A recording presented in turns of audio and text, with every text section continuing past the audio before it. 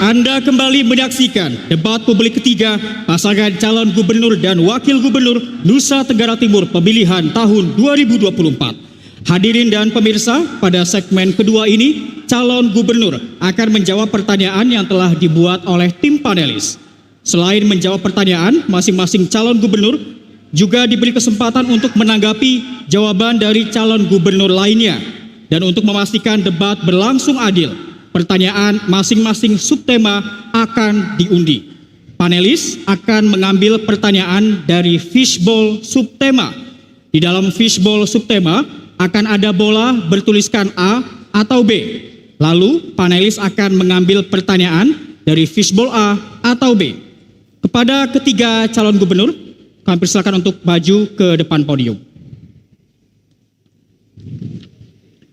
Baik hadirin dan pemirsa, pendalaman visi, misi, dan program kerja akan dimulai dengan calon gubernur nomor urut 2. Untuk itu kami persilakan panelis Ibu Maria untuk mengambil subtema di dalam fishbowl. Ya, silakan diperlihatkan Ibu kepada seluruh hadirin dan juga moderator. Pertanyaan subtema pada segmen ini berada pada fishbowl B. Baik, untuk panelis silakan mengambil pertanyaan dari fishbowl B. Kemudian diperlihatkan kembali kepada seluruh hadirin dan juga moderator. Baik, pertanyaan amplop 2. B2. Kita akan ambil B2. Masih disegel, Bapak Ibu, sebagai tanda kerahasiaan masih terjaga. Dan kami ingatkan kepada calon gubernur untuk mendengarkan dengan seksama pertanyaannya, karena pertanyaan ini hanya akan dibacakan satu kali tanpa pengulangan. Baik, pertanyaan untuk calon gubernur nomor urut 2. Provinsi NTT dikenal sebagai gudang bencana karena memiliki 14 jenis ancaman bencana alam, non-alam, dan bencana sosial dengan frekuensi dan intensitas serta tingkat keparahan bencana yang makin meningkat. 80% dari 1.200 kejadian bencana di NTT yang tercatat di database bencana BNPB merupakan bencana hidrometeorologi. Antara lain disebabkan makin menguatnya dampak perubahan iklim yang menyebabkan pergeseran pola musim dan krisis iklim dan krisis air yang makin parah. Pertanyaannya, apa strategi yang dilakukan oleh paslon untuk membuat kebijakan yang tepat sesuai konteks kewilayahan NTT yang merupakan provinsi kepulauan dan tepat menyasar petani yang makin kebingungan dengan pola musim yang selalu berubah dewasa ini? Waktu Anda 2 menit dimulai dari Anda berbicara, kami persilahkan. Baik, terkait dengan situasi ini, tentu Pemda Provinsi NTT perlu melibatkan dan mendengar banyak pihak yang terkait dengan urusan kebencanaan di tingkat pusat maupun sampai ke tingkat daerah. Untuk itu, kami yang pasti akan pertama tentu adalah melakukan pemetaan terkait dengan potensi bencana yang ada di seluruh wilayah NTT, baik itu pada wilayah kabupaten sampai pada tingkat kecamatan atau mungkin bukan bahkan pada tingkat desa gitu. Hal ini penting karena kita mesti memetakan dulu potensi-potensi masalah ini dan kemudian baru kita bisa merancang bagaimana kebijakan yang tepat untuk hal-hal yang ingin kita sampaikan tersebut.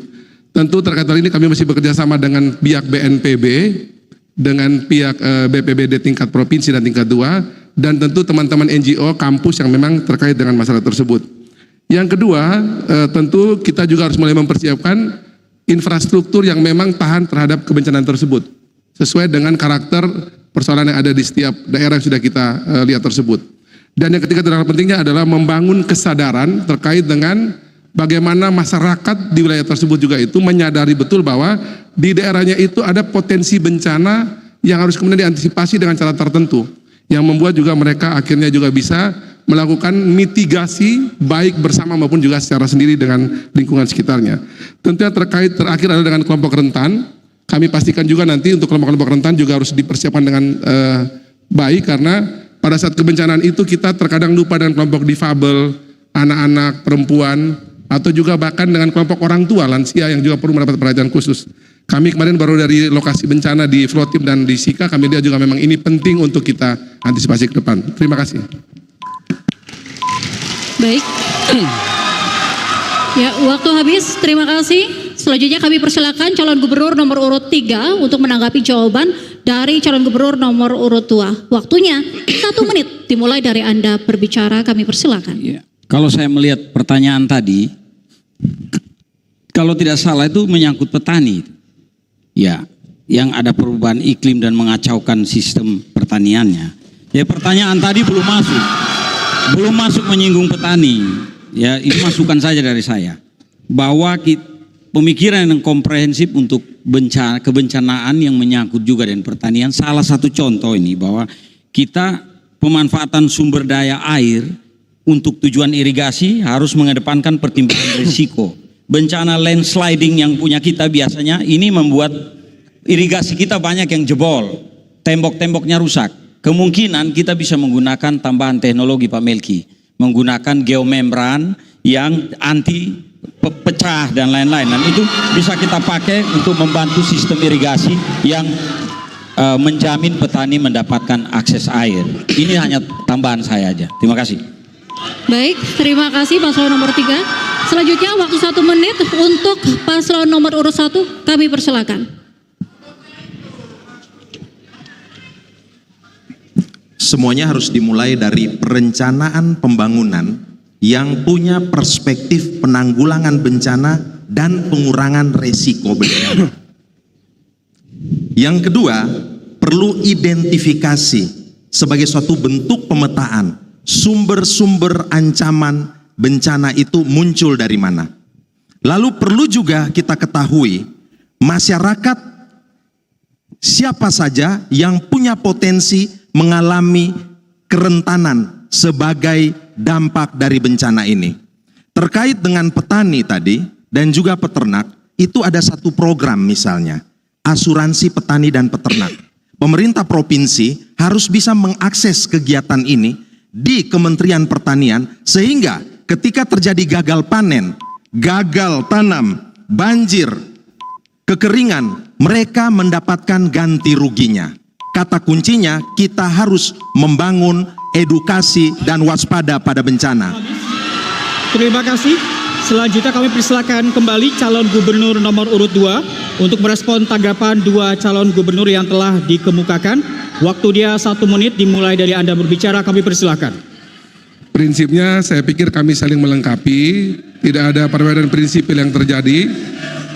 Intinya adalah saya pikir dari pasangan nomor 3 nomor 1 kita saling melengkapi untuk bagaimana menghadapi bencana.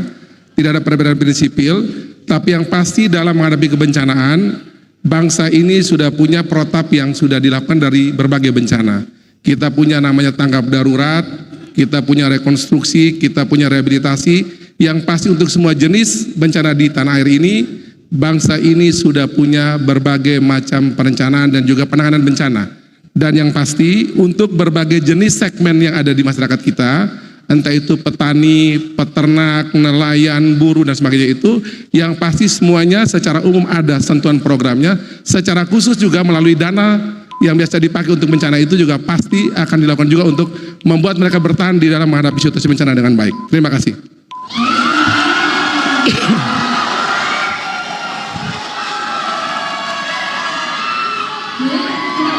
Pertanyaan kedua untuk calon gubernur nomor urut 3. Untuk itu kami persilakan panelis Bapak Khalid untuk mengambil pertanyaan di dalam fishbowl B.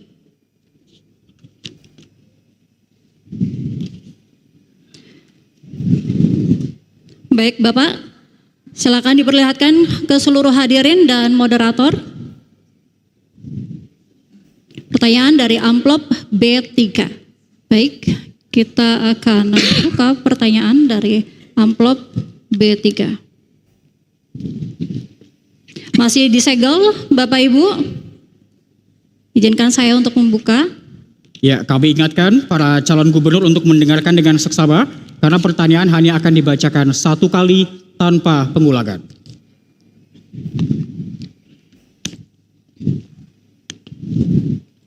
Baik, Bapak-Bapak. Dalam rangka mewujudkan Provinsi NTT sebagai pusat pariwisata bahari dan minat khusus bertaraf internasional, maka semua potensi pariwisata dan ekonomi kreatif harus dikembangkan secara maksimal. Sesuai dengan data yang ada, NTT memiliki 1.637 destinasi potensial dan memiliki 3 jenis potensi ekonomi kreatif, yaitu fashion, kria, dan kuliner yang tersebar cukup merata pada hampir semua kabupaten kota. Pertanyaannya, bagaimana paslon mengembangkan potensi-potensi tersebut sesuai dengan keunggulan dari masing-masing kawasan sehingga dapat tercipta pusat-pusat pertumbuhan ekonomi yang ramah lingkungan dan adil generasi. Waktunya 2 menit dimulai dari Anda berbicara. Pengembangan pusat pertumbuhan ekonomi baru dengan memanfaatkan destinasi-destinasi yang ada, ini harus terintegrasi dengan pengembangan ekonomi kreatif yang khas dari setiap daerah. Oleh karena itu, kita tidak semata-mata melihat pariwisata ini sebagai bidang tersendiri, tapi ini harus didukung oleh kesiapan daerah tersebut dengan sektor sekunder dan sektor primernya. Dan juga pengembangan potensi wisata ini tetap mempertimbangkan menerapkan prinsip 5A, atraksi, aksesibilitas, akomodasi, amenity, dan awareness. Ini pendidikan kewisataan yang mutlak harus dimiliki oleh semua pihak di destinasi-destinasi yang dimaksud.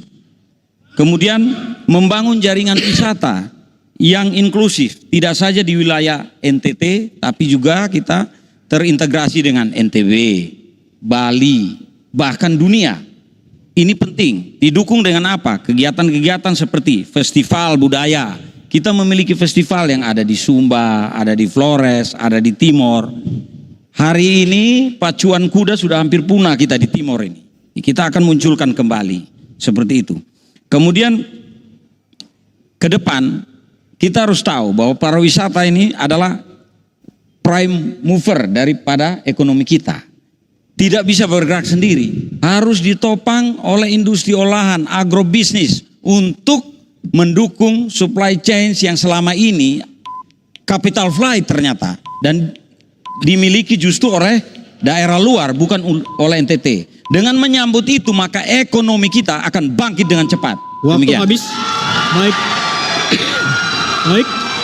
Terima kasih. Selanjutnya kami persilakan untuk calon gubernur nomor urut 1 untuk menanggapi jawaban dari calon gubernur nomor urut 3. Waktunya 1 menit dimulai dari Anda berbicara. Kami persilakan. Pariwisata yang dibangun haruslah pariwisata yang berbasis komunitas. Maka ada 4 kata kunci P. P yang pertama itu adalah people, masyarakat adat. Itu tidak boleh dilupakan. P yang kedua adalah profit bagi pengusaha. P yang ketiga adalah prosperity bagi masyarakat dan juga bagi daerah ini. Dan P yang keempat yang tidak boleh dilupakan adalah planet. Ekologi menjadi hal yang penting. Investasi boleh masuk tetapi harus punya perspektif ekologi. Dan bicara soal ekonomi kreatif, kami punya program namanya Dapur Kreator NTT atau NTT Innovation Lab. Tujuannya adalah untuk apa? Menjadikan wadah untuk pemanfaatan peluang ekonomi. Gen Z, generasi milenial, ini anak-anak muda yang kreatif. Kita perlu beri mereka ruang untuk mengembangkan potensi daya kreasi mereka. Menciptakan talent pool anak-anak NTT untuk bisa memanfaatkan digitalisasi ini untuk promosi pariwisata. Terima kasih. Baik. Mohon tenang. Kami mohon tenang Bapak Ibu. Baik, terima kasih. Selanjutnya kami persilakan untuk calon gubernur nomor urut 2 untuk menanggapi jawaban dari calon gubernur nomor urut 3. Waktunya 1 menit dimulai dari Anda berbicara. Kami persilakan.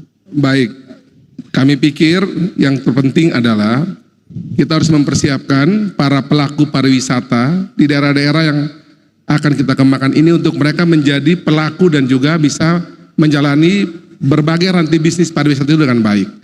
Yang pasti kami selama ini juga sudah mendorong untuk membangun BLK komunitas yang membantu di sektor pariwisata.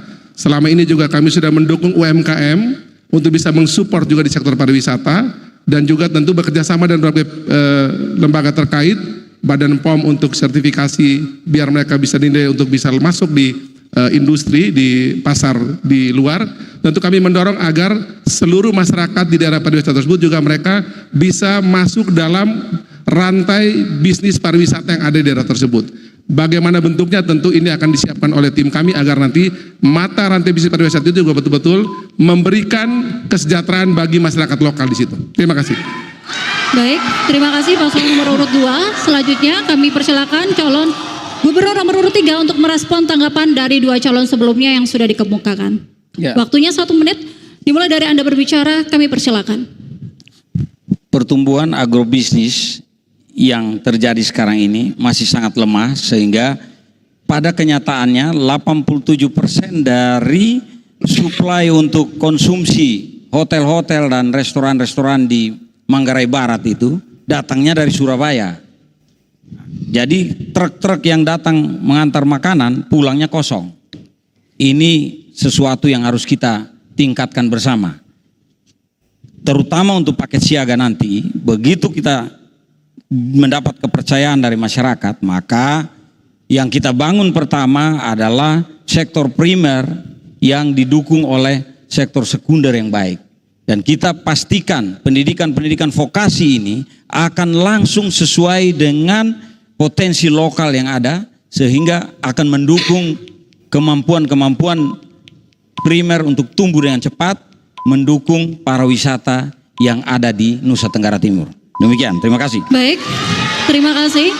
Selanjutnya kita beralih ke pertanyaan ketiga untuk calon gubernur nomor urut 1. Untuk itu kami persilakan panelis Ibu Yuliana untuk mengambil pertanyaan di dalam fishbowl B. Baik Ibu, silakan diperlihatkan ke seluruh hadirin dan juga moderator. Baik, pertanyaan dari B4. Bapak Ibu, terlihat masih tersegel, ini artinya kerahasiaan masih terjaga. Izinkan kami untuk membukanya. Ya, kami ingatkan para calon gubernur untuk mendengarkan dengan seksama karena pertanyaan hanya akan dibacakan 1 kali tanpa pengulangan. Baik, Bapak-bapak mohon disimak. Pertanyaan untuk calon gubernur nomor urut 1. Data 3 tahun terakhir menunjukkan realisasi investasi di NTT cenderung menurun dan tidak menyebar secara merata pada 22 kabupaten atau kota. Terbanyak berada di Kabupaten Manggarai Barat. Investasi merupakan salah satu motor penggerak untuk mengoptimalkan potensi lokal, menciptakan lapangan kerja, dan meningkatkan pendapatan daerah. Namun, investasi juga membawa tantangan yang perlu diperhatikan, terutama dalam aspek keberlanjutan, keadilan antar generasi, dan menyebar secara merata. Pertanyaannya, bagaimana strategi paslon untuk memastikan bahwa investasi di NTT dapat tumbuh secara berkelanjutan, inklusif, ramah lingkungan, dan adil generasi, serta memberikan manfaat jangka panjang bagi masyarakat NTT? Waktu 2 menit dimulai dari Anda berbicara. Kami persilakan. Investor hanya akan mau menanamkan modalnya pada pemerintah yang bersih dan berorientasi melayani. Kenapa? Karena pemerintah yang bersih tidak akan memiliki pungutan-pungutan liar yang membuat high cost ekonomi. Yang kedua, pemerintahan yang bersih pasti akan mendorong upaya untuk menciptakan iklim investasi yang kondusif. Dan semua ini harus dilakukan dengan mendorong transparansi, akuntabilitas, dan profesionalitas dari pemerintah. Caranya dengan mendorong proses digitalisasi. Informasi mengenai potensi-potensi di masing-masing wilayah berdasarkan pewilayahan komoditi itu harus bisa disampaikan kepada para investor. Tentu pemerintah juga harus menyiapkan fasilitas-fasilitas dasar sebagai sarana pendukung utama sehingga kemudian investor yang mau menanamkan modalnya ini merasa mendapatkan kemudahan-kemudahan. Hal sederhana, air, listrik, internet, jalan. Ini adalah hal-hal yang sangat penting. Saya kasih contoh, misalnya kawasan industri Bolok telah ditetapkan sebagai kawasan industri bagi Provinsi Nusa Tenggara Timur. Juga ada di Sumba dan ada di Kabupaten Ende. Tetapi jika kita boleh mengevaluasi, di sana masih banyak keterbatasan. Ada investor yang mau menanamkan investasinya di bidang rumput laut misalnya, melihat bahwa ada hal penting terkait dengan ketersediaan air, terkait dengan instalasi pengolahan air limbah yang belum sepenuhnya memenuhi. Ini yang harus kita Waktu bereskan. habis, Bapak. Terima kasih. Kami persilakan calon gubernur nomor urut 2 untuk menanggapi jawaban dari calon gubernur nomor urut 1. Waktu dia 1 menit. Dimulai dari Anda berbicara, kami persilahkan. Dalam investasi ada 3 komponen penting. Pemerintah, investor, dan masyarakat. Terkadang dalam investasi itu kita masih melihat bahwa keuntungan dari investasi tersebut itu terlalu berat kepada investor. Sehingga terkadang masyarakat terabaikan, dan itulah yang membuat masyarakat kadang tidak merasa menikmati dan menjadi bagian dari investasi yang dibangun di Nusa Tenggara Timur. Kami pastikan apabila Melki Joni menjadi gubernur wakil gubernur, kami akan memastikan bahwa 3 komponen penting ini harus duduk bersama-sama, memastikan agar semua rancangan bangun investasi itu kita atur bersama-sama, memastikan bahwa investor dapat untung, masyarakat lokal dapat untung, ekologi kita jaga, sehingga membuat keberlanjutan investasi di NTT ini bisa kita jaga sampai tahun berapapun. Sejauh kepentingan itu cuma memihak pada pengusaha, kami pastikan investasi itu pasti tidak akan langgeng. Tapi kalau dia memihak kepada pengusaha, memihak kepada rakyat, menjaga ekologi, pemerintah adil, kepastian hukum ada, saya pikir itu bisa panjang di Nusa Tenggara Timur. Baik, terima kasih. Mohon tenang. Mohon tenang, Hadirin, Bapak Ibu. mohon tenang. Bapak Ibu mohon tenang. Kami persilakan calon gubernur nomor urut 3 untuk menanggapi jawaban dari calon gubernur nomor urut 1. Waktu Anda 1 menit, dimulai dari Anda berbicara, kami persilakan.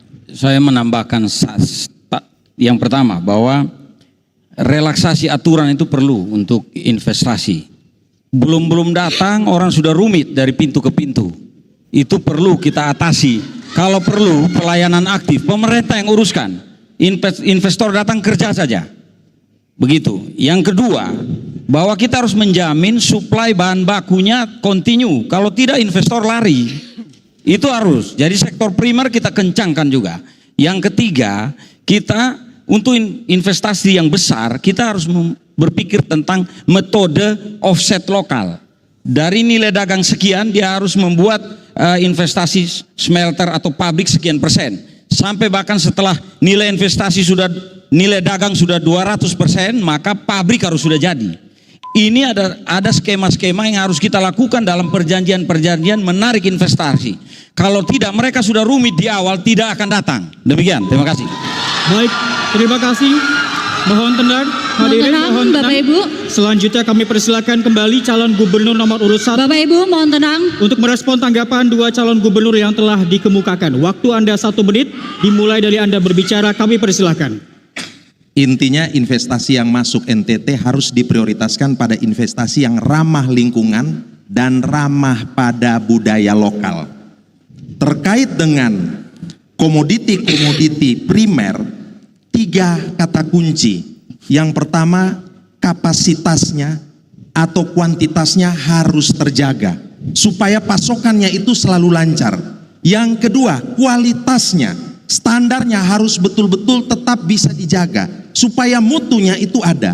Dan K yang ketiga itu adalah aspek kontinuitasnya, ada kesinambungannya. Dan tentu pelibatan partisipatoris masyarakat yang ada di sekitar wilayah investasi ini harus betul-betul kita dorong. Kita berharap investasi membuka lapangan pekerjaan. Maka hal penting yang harus dilakukan adalah menyiapkan sumber daya manusianya. Lewat apa? Lewat pendidikan vokasi, link and match, keterkaitan dan keterhubungan pada Baik, waktu lapangan habis. pekerjaan. Terima kasih paslon nomor urut 1. Kita berikan apresiasi untuk semua calon gubernur Nusa Tenggara Timur pemilihan tahun 2024.